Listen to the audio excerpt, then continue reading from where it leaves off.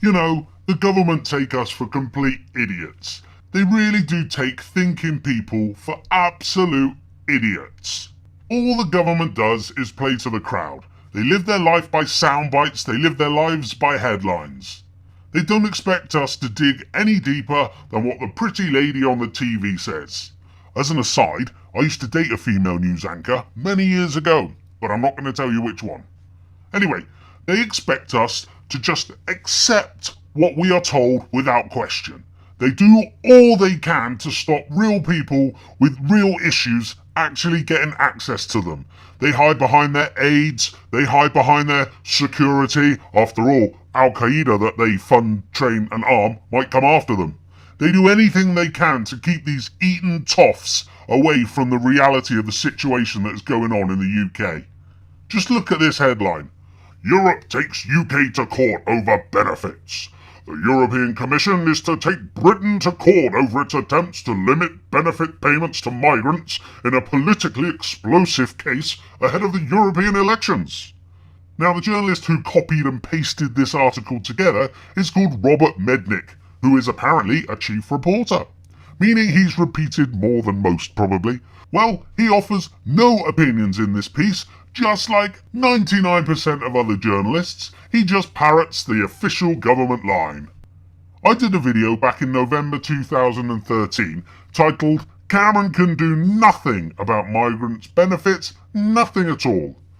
In this video, I explain the only way Cameron can do anything about migrants getting benefits from day one is if he invokes Article 50 of the Lisbon Treaty, meaning this country, the UK, would have to announce first that they are to leave the EU, then, and only then, can we, the UK, renegotiate our terms.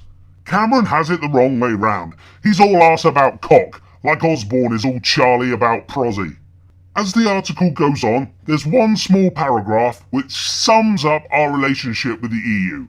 If Britain loses its case, it will either have to change the law or face multi-million-pound fines for non-compliance with EU rules. You see, as a country, we are simply no longer allowed to govern ourselves. The EU are our masters. It's all over for us unless we wake up. Currently, over 75% of our laws are dictated to us by unelected bureaucrats. That, and I will say it again, you cannot vote for, you cannot vote against, and we cannot remove them from power. It is an open dictatorship.